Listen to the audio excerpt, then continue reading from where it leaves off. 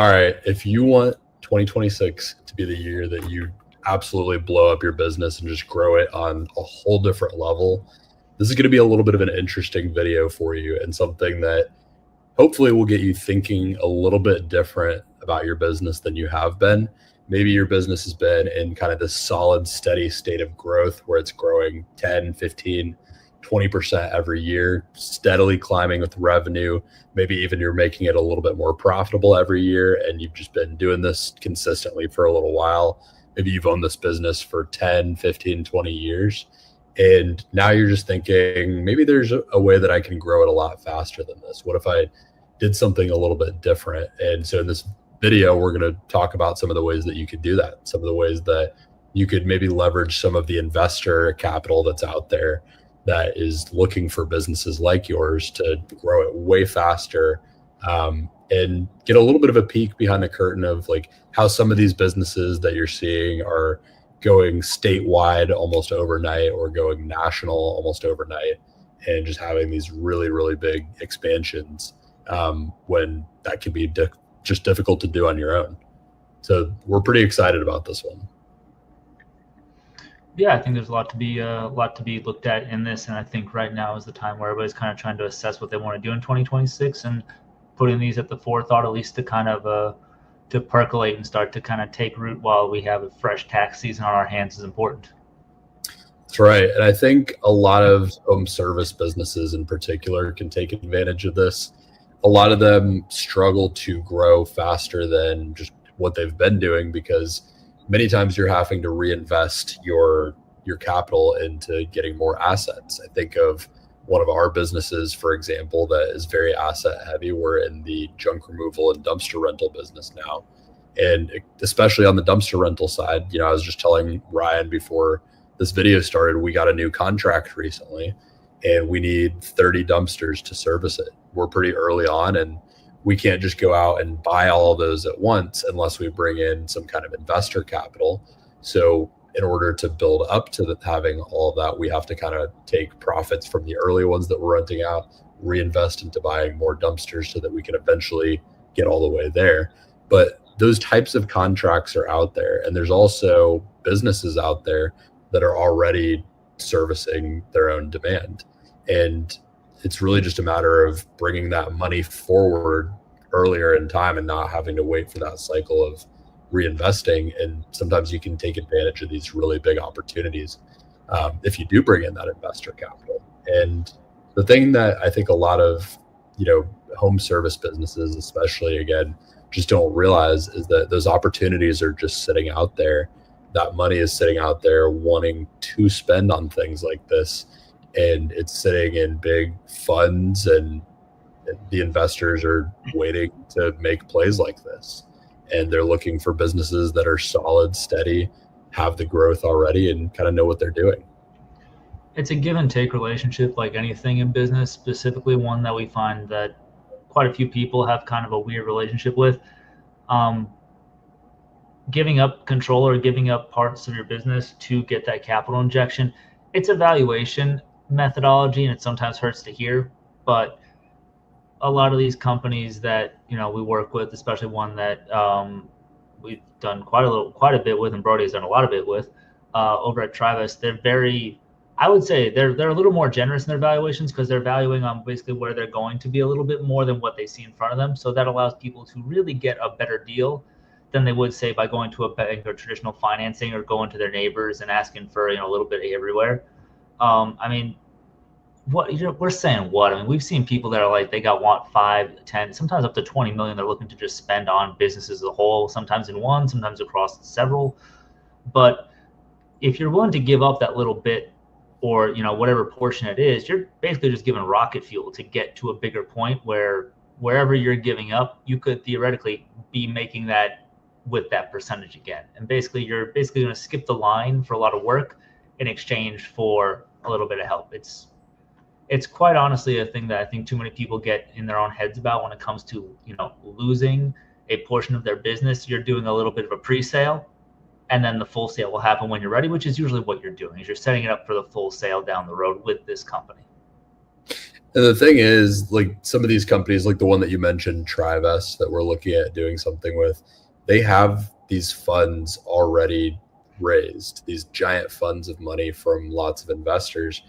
I mean, that one in particular, they have 4 different funds, all with hundreds of millions of dollars in them that they need to deploy that money, because if it's just sitting around, it's not working for them. And they get given that money so that they can make it work and make it get a bigger return than it would be able to get otherwise. So they want to make these big plays. They want to find something with an operator who has made a great track record for themselves, but wants to have that maybe multi-city expansion, or even in some cases multi-state expansion. Like Ryan mentioned, we're looking at maybe doing a deal with them right now. And the thing is, like, because they have these funds, they're often looking to make an acquisition of like a platform company and then go add on other ones. They might be looking to spend 50 or $100 million on one individual play that's going to last a few years, because they know that they can turn around, and if they spent $50 million buying 5 companies or something, they know they can turn around and sell that as one package for maybe 80 or 100 million, and they make a giant return on that. And so they're wanting to do that. They're actively looking for business owners like you watching this, who has had that solid, steady growth and wants just something bigger for themselves, wants something where they can kind of play in the big leagues, and wants to really be part of that and oversee that. And just a really exciting opportunity, I think, especially when you have a business where you can maybe just expand more quickly if you have the assets that you need.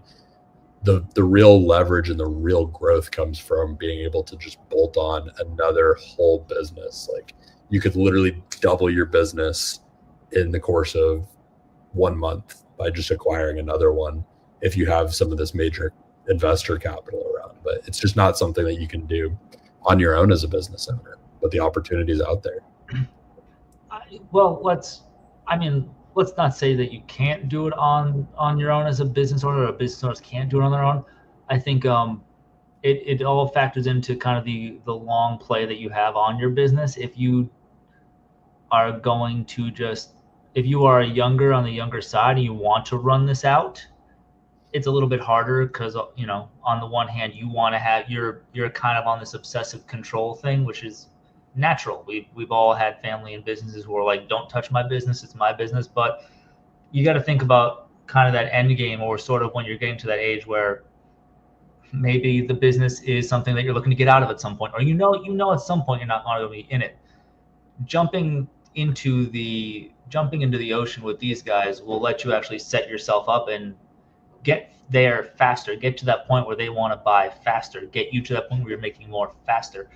And it really is the most difficult part of the whole transaction, is if the business is good, wrapping your head around partnering with somebody is something that frequently when people talk with us, and we talk to people about, we have to kind of explain and massage the idea, because for so long it's your business, your way, and you've been running it like that the idea of another person coming in is, to some people, terrifying. They get upset just thinking about it. And a lot of what we do is talking people off the ledge of like, relax. You're not losing it. You're bringing on somebody who's going to help you, and you're still going to be the guy for the most part. You're just going to have somebody who says, hey, get to X, Y, and Z, and then if you want, we'll take it from there, and you can just walk away with your much larger payout than you ever would have gotten on your own. And the other thing is, what's more exciting in business than getting to play at a much higher level, getting to play in the major leagues? And if you're a small business owner, I mean, you're probably used to, like, if you're listening to this and you sound like you're one of the people that we're talking about running a business like this, maybe your business is doing $3, $5, $7 million a year or something, and you got good profit margins. It's doing maybe $1 million, a few million even a year in profit. And like, if you're at that stage, especially if you're a little bit more low key and you're just kind of a regular person who's had a business for a while like that, you're probably used to just not really having a ton of people that you can bounce ideas off of, and not a lot of people that you can really relate to about your business. And it's hard to kind of get to that next level when you're not around people that have played in the major leagues. And there are these funds out there that are just doing this all the time. They're literally making these flips of going out and buying whole companies, packaging them together, and then selling them for tens of millions of dollars more than they paid for it. They're doing that all the time. And to get the exposure to those higher level tactics, and you go from playing on like the high school varsity team one day to all of a sudden you're playing in the Super Bowl. And that's the kind of opportunity that's out there. So I think it's an opportunity that's only right for a very particular type of person. The people that we talk to that are looking to get into plays like this they're the types that like they're not just in this for the money. They're in it because they enjoy the sport of business and they want to play it on a higher level, and they want to have that kind of extreme level of accomplishment. So I think if you're watching and you have a business and that's kind of like how you think of it, and that's a level that you want to get to, I think this is maybe something to think about. And like bringing in investor capital might just be something that helps you enter the NFL of business. At the end of the day, what we find a lot of people is that many of the people who end up wanting to pursue this route, they don't necessarily come to the table wanting to do it or understanding it for the most part. And it takes, a lot, some conversations, because they just kind of want to dip their toe in the water. But the more people we introduce them to, the more people we talk to about it, and the more we kind of show them how this process works, it becomes a lot less scary and a lot less like it's very demonized sometimes in the public eye. And we know lots of people in our space who do things, especially brokering, who have plenty of stories where a buyer says, I'll never sell to a private equity or an institution, and end up coming out of meetings and saying, actually, the private equity guys were the only ones that actually were the ones that I trust with my business at this point. So we tend to do a lot of myth busting when it comes to that stuff. And it's part of the reason I think that we tend to attract people who are very interested. I mean, I'd say we get close to messages. If we combined all the stuff that comes in between your socials and the company's socials, we're talking about hundreds a day. And most of the people that talk to us, they're not there yet. Maybe they're just under 1 million, or they're around the 800 range per year. But we love to help them out and give them kind of ideas. And some of them end up working with us to get to that point, to then get to that next level. So I'd say we're kind of like scouts, really. We're kind of like Division I scouts for like the SEC of businesses, and we're helping them get to the NFL where the TriVest scouts are. I'd say that's what we are in this kind of whole hierarchy here. We're scouting. That's exactly what we are. Yeah, we're basically the scouts that are out there. We're on the fields of these, varsity games, just watching people play the sport of business and watching for the standouts in local markets. Like we look for the HVAC guy who's in a market where most of his competitors are half his size, and there's maybe a couple other people around his level, but he's a complete standout in his market. And it's because he's figured out a lot of stuff. Or the plumber who most of the competitors in his area are just chucks at a truck, but he's figured out how to build a team and really build a culture and a sales team around what he's doing. And he's just got something rocking and is doing it a lot smarter than other people.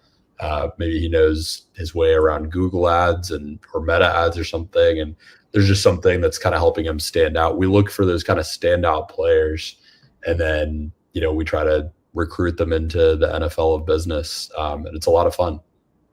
Yeah, I think we most often look for the Brock Purdy's or the Tom Brady's, the kind of Mr. Irrelevance last drafted picks that we know are like, these guys are studs and nobody else is looking at them.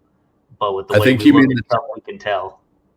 I think you mean the Trevor Lawrences. You misspoke there a little bit. I didn't misspeak.